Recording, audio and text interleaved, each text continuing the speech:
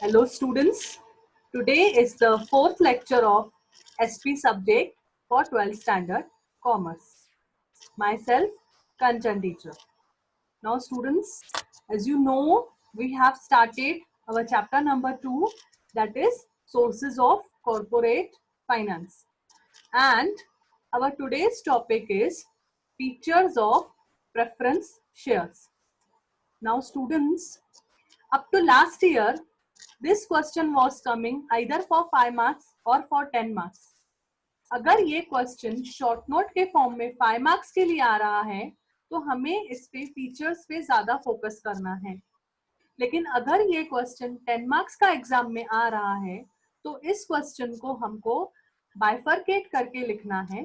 Board के हिसाब से 2 marks are given for meaning and definition and 8 marks are given for the content, that is features. So अगर ये question 10 marks का आ रहा है तो हमको मीनिंग और डेफिनेशन लिखना है for 2 marks and 8 marks for features. So before I start my today's topic, let us revise what we have covered in our third lecture.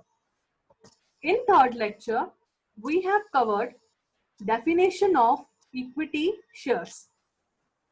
Equity share का definition ये बोल रहा था कि equity shares are those shares which don't have priority for payment of dividend and repayment of capital. From that, we have understood the meaning of equity shares, that is those shares which are termed as ordinary shares. Even equity share capital को permanent capital या long term capital भी बुलाया जाता है. और इसके बाद students we have covered features of equity shares. So this was our previous topic. Now today we are going to learn about the meaning and features of preference shares. So students, as the name indicates, the name itself of these shares is preference shares. Preference means priority, first rank. So यहाँ पे students जो हमने meaning equity shares की थी वही meaning हम preference shares में करेंगे, बट यहाँ पे फर्क है प्रायोरिटी का. It means that equity shares को हमने क्या मीनिंग बताया था कि वो शेयर्स होते हैं जिनको दो बातों में प्रेफरेंस नहीं मिलता है. तो प्रेफरेंस शेयर्स क्या होते हैं? प्रेफरेंस शेयर्स वो शेयर्स होते हैं जिनको दो बातों में प्रेफरेंस मिलता है. So let us see the meaning. The shares which carry preferential rights are known as preference shares. Which are preferential rights? Students, very first right is that preferential right regarding payment of dividend during the lifetime of company. It means that company के चलते students preference share holders को जब company dividend pay करती है तो उनको equity share holders के comparison में पहले प्रायोरिटी मिलती है for payment of dividend. And the second point says that preference shareholders have a right for the return of capital in case of winding up of company. It means जब company बंद हो रही है तो इन preference share holders को priority मिलती है for repayment of capital in front of equity share holders. इस मीनिंग को और समझते हैं हम लोग कि प्रेफरेंस शेयर्स क्या होते हैं. स्टूडेंट्स, प्रेफरेंस शेयर्स वो शेयर्स होते हैं जिन पे जो डिविडेंड रहता है वो फिक्स्ड रेट रहता है, like equity share. Students, equity shares का जो डिविडेंड था हमने लास्ट लेक्चर में पढ़ा, it was flexible in nature. It means sometimes it is high, sometimes it is low dependent upon the profits of the company. But यहाँ पे preference shareholders का जो dividend है वो fixed in nature रहता है, और ये dividend का जो percentage है ये जब ये shares issue किए जाते हैं तभी ही इसका percentage decide हो जाता है. So the preference shares are those shares which have fixed rate of dividend and which have the priority for payment of dividend at the during the company and repayment of capital at the time of winding up of company. So यहाँ से students हम इनको और समझते हैं from the features of preference shares. Very first point says preference for dividend. Now students, as I told you, dividend is what? Dividend is the income of shareholders. अगर आप bank में पैसे रखवा रहे हैं तो आपको उस एफडी पे इंटरेस्ट मिलता है, लेकिन अगर आप शेयर्स में पैसे इन्वेस्ट कर रहे हैं तो आपको कंपनी रिटर्न में क्या देती है? डिविडेंड देती है. सो यहाँ पे first point says preference for dividend means priority for dividend, that is income of shareholders. So students, let us see what is written in this paragraph is that कि ये जो preference shares हैं इनको distributable profit में से priority मिलती है dividend मिलने की. So यहाँ पे हम लोग पहले समझेंगे कि distributable profit का मतलब क्या होता है. So students, every year जो कंपनी प्रॉफिट अर्न करती है उस प्रॉफिट में से पहले अमाउंट स्टूडेंट्स कंपनी सबसे पहले वहां से टैक्स डिडक्ट करती है उस प्रॉफिट में से, that is termed as profit after tax. उसके बाद कंपनी उसमें से डेप्रिसिएशन डिडक्ट करती है, so that profit is termed as profit after tax and depreciation. उसके बाद उस प्रॉफिट में से कंपनी क्रेडिटर्स को पे ऑफ करती है. सो जो बाकी का प्रॉफिट होता है that profit is known as distributable annual net profit. So अब students जो ये distributable amount of profit है इसमें से भी कंपनी पहले प्रेफरेंस शेयर होल्डर्स को डिविडेंड देगी, उसके बाद इक्विटी शेयर होल्डर्स को डिविडेंड मिलेगा. तो यहाँ पे students one thing I want to clear that these preference shareholders have preference, but in case of equity shareholders, not in front of creditors. It means that जब company को जो net profit होता है उसमें से पहले कंपनी क्रेडिटर्स को पे करेगी, उसके बाद प्रेफरेंस शेयर होल्डर्स को डिविडेंड पे करेगी, उसके बाद बचा तो इक्विटी शेयर होल्डर्स को पे करेगी.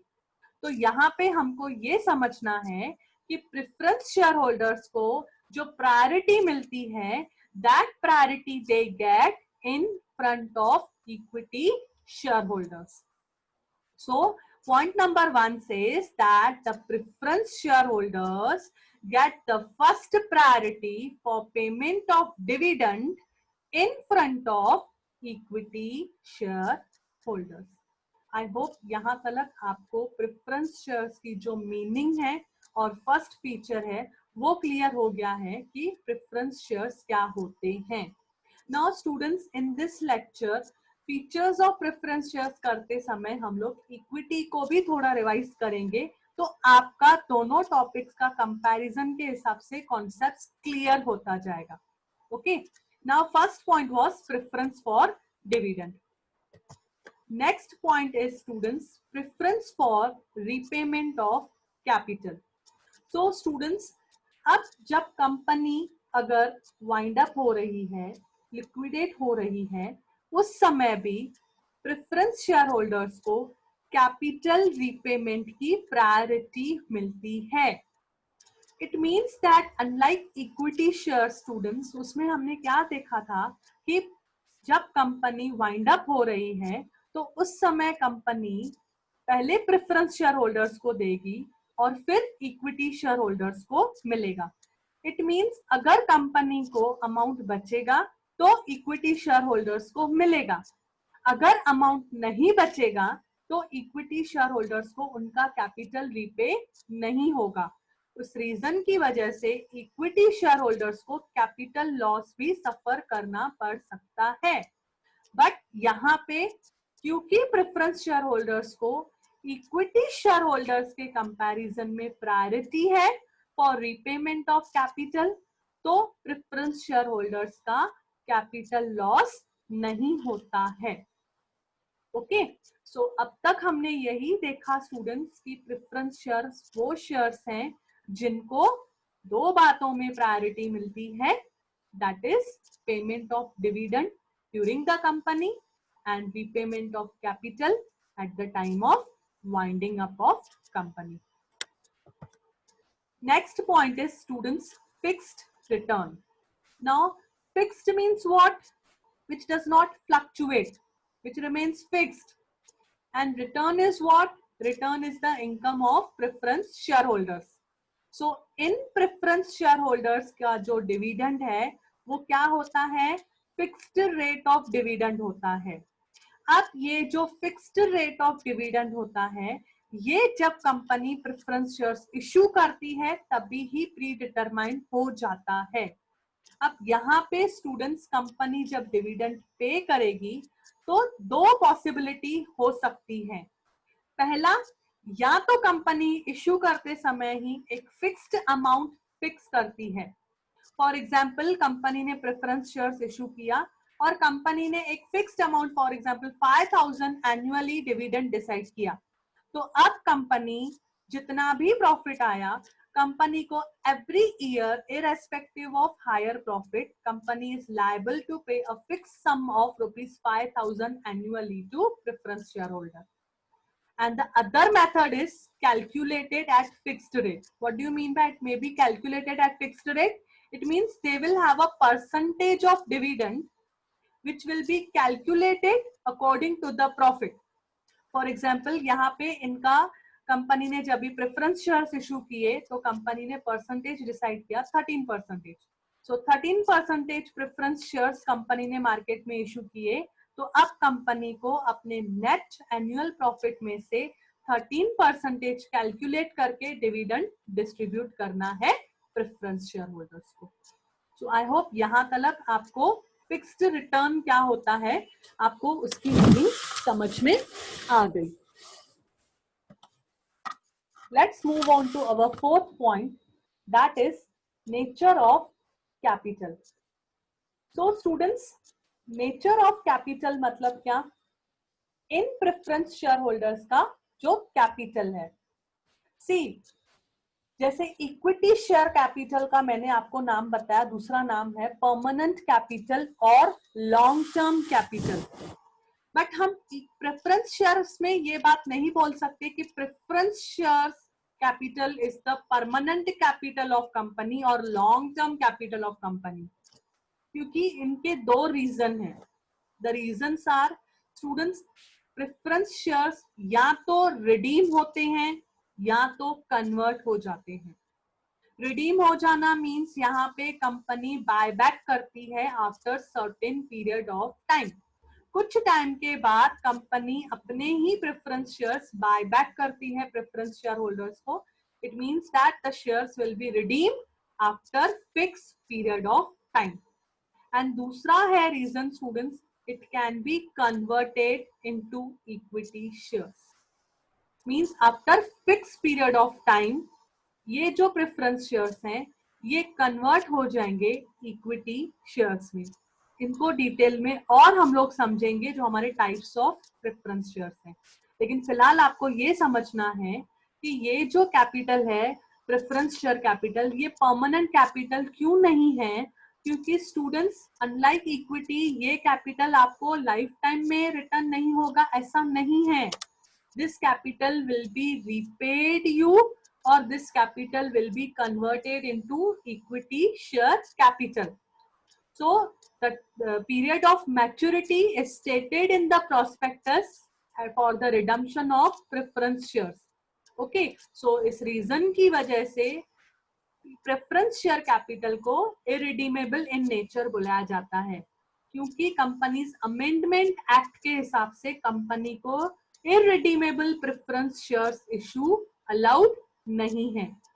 दैट इज द रीजन जो प्रेफरेंस शेयर कैपिटल है it is the safe capital of company, because यहाँ पे इसका जो डिविडेंड का रेट है, जो इसका मोस्ट अट्रैक्टिव पॉइंट है, the rate of dividend is fixed, it does not fluctuate. Okay, so the preference share capital is termed as the safe capital of company. Next point is market value. Now students, this point says that preference share capital में capital appreciation बिल्कुल लो है. तो सबसे पहले हम समझेंगे कि capital appreciation क्या होता है. Students, preference shares openly market में ट्रेडिंग नहीं होती है. Equity share capital openly market में बाइंग एंड सेलिंग होता है.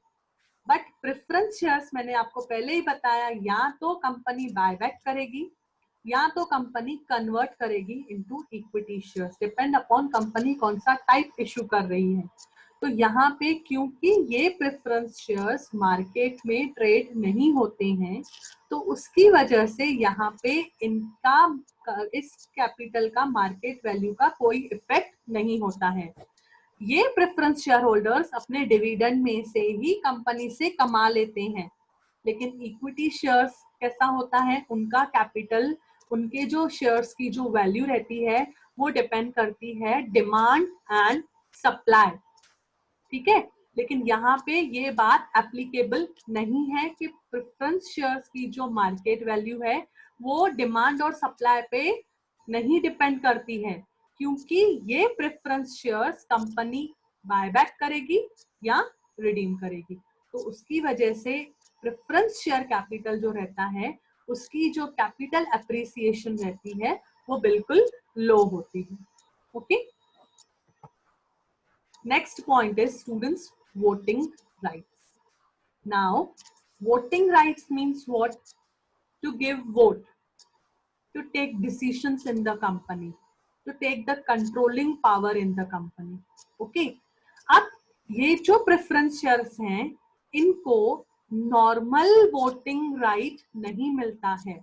I repeat, preference share holders do not enjoy normal voting right. Now, what do you mean by normal voting right? Normal voting right means to attend the general meeting of shareholders, to elect the board of directors, to appoint the auditors and all, to declare the rate of dividend. But यहाँ पे इन preference share holders को ये rights नहीं होते हैं. तो इनको कौन सी सिचुएशन में वोटिंग राइट मिलते हैं? तो यहाँ पे अगर कंपनी ने कंटिन्यू 2 इयर्स के लिए प्रेफरेंस शेयर होल्डर्स को डिविडेंड नहीं दिया है, उस केस में preference shares can demand voting right. I repeat, if a company has not paid dividend for the 2 consecutive years. 2 consecutive years मतलब क्या students? Continue years. Example, company ने 2017 में प्रेफरेंस शेयर होल्डर्स को डिविडेंड पे किया. 2018 में company because of net loss company dividend pay नहीं कर पाई. फिर 2019 में कंपनी ने डिविडेंड पे किया. फिर 2020 में डिविडेंड पे नहीं किया. तो यहाँ पे जब कंपनी तो कंटिन्यू ईयर्स के लिए पे नहीं कर रही है वो काउंट करेंगे. अगर एक साल कंपनी दे रही है, अगले साल नहीं दे पा रही है और फिर दे रही है, तो यहाँ पे preference share holders will not demand voting right. They will demand voting right in case of 2 consecutive years for not getting the dividend. And the second one is if there is change in terms of repayment of capital. It means suppose company ने जब preference shares issue किए तो जो maturity period company ने decide किया उस maturity period पे redeem न करके कंपनी अपने टर्म्स पे रिडीम कर रही है, तो उस केस में भी प्रेफरेंस शेयर होल्डर्स को they have a right to demand the voting right. So we can say that the preference share holders can give voting on the matters which affect their interest. Okay, like equity shares, they have the controlling power in the company. They have a right to give vote in the company. They attend the general meetings of the company and they give the voting according to the number of shares held by them. But in case of preference shares, this thing does not normally happen, that they get the normal voting right depending upon their number of shares. Okay, in exceptional cases like the dividend which is not paid for 2 years, the repayment of capital is taking delay and all, in that case the preference shareholders will get the voting right. Next point says is students risk. It says that the investors who are cautious. What do you mean by cautious investors? The term cautious means those who don't want to take the risk. So here, preference shareholders are those types of investors who are cautious, who don't want to take the risk. They want the safety of their capital and they want a regular income. The person who wants the fixed income, that kind of person invests in preference shares. But the persons who want to take the risk, like equity shareholder students, equity share capital को risky capital क्यों बुलाया जाता है? क्योंकि equity share capital में dividend fix नहीं होता है, उनको एक फिक्स इनकम मिलेगी ये नहीं होता है. They will get the dividend according to the profits earned by the company. But preference shares में they will not, like equity shares, with the dividend will not be dependent upon the profit, but it will be the fixed amount. Okay, so यहाँ पे preference shareholders carry less risk compared to equity shareholders. Okay. Next point is face value. Now students, many times I have told you there are three types of value, that is face value, issue value and market value. Okay, face value means what? The value which is written in the share certificate. The value which is decided by the company at the time of issue of shares, that value is known as face value. So the face value of preference shareholders is normally higher than equity shares. It means अगर equity shares की face value ₹10 होती है, तो preference shares are normally issued at a face value of ₹100. So compared to equity shares, the face value of preference shares is normally high. Okay. Next point is rights issue or bonus issue. Now, bonus issue means what? When company के पास जो profits में से company ने reserves में से site किया है, अब उसका अच्छा अमाउंट हो जाता है, तो अब उन reserves को company capitalize करती है. बोनस शेयर्स को बुलाया जाता है कैपिटलाइजेशन ऑफ रिजर्व्स. मींस इन रिजर्व्स को रीयूज करके कंपनी इन रिजर्व्स में से क्या इशू कर रही है? बोनस शेयर्स इशू कर रही है. और ये bonus shares free of cost offer किए जाते हैं. बट किसको ऑफर किए जाते हैं? इक्विटी शेयर होल्डर्स को. तो ये जो बोनस का राइट है, ये राइट प्रेफरेंस शेयर होल्डर्स को नहीं है. Means preference shareholders are not entitled for getting bonus shares. Okay, because of bonus shares, equity shareholders will get extra shares, and this will automatically will increase their voting power also, since the voting of equity shareholders depends upon the number of shares. So if bonus shares are offered to them, automatically उनका number of shares बढ़ जाता है और उसकी वजह से उनका voting power भी बढ़ जाता है. And second one is right issue. What is right issue? यहाँ पे भी कंपनी जब फ्रेश इशू मार्केट में ऑफर करेगी, जब कंपनी फ्रेश शेयर्स मार्केट में ऑफर करेगी, तो कंपनी अगेन ये शेयर्स किसको फर्स्ट ऑफर करेगी? एग्जिस्टिंग इक्विटी शेयर होल्डर्स, ना कि preference share holders. Right issue में कंपनी शेयर्स की वैल्यू पे चार्ज करती है, जबकि bonus shares are given free of cost. So these both shares में बेसिक डिफरेंस ये है कि right shares are not given as a gift to equity share holders, they are chargeable shares but are offered first to equity shareholders. So these right shares are not offered to preference shareholders. अब students यहाँ पे भी right issue या bonus issue offer करने का equity share holder का company का reason क्या होता है, दैट कंपनी यहाँ पे अपने ही ओनर्स को इनवाइट करती है. The company does not want dilute, ownership नहीं चाहती है. सो कंपनी वॉन्ट्स कि जो पहले के ओनर्स हैं वही अगर शेयर्स परचेस कर रहे हैं तो डेफिनेटली वही ओनर्स कंपनी के रहते हैं. So there is no dilution in the ownership of the company.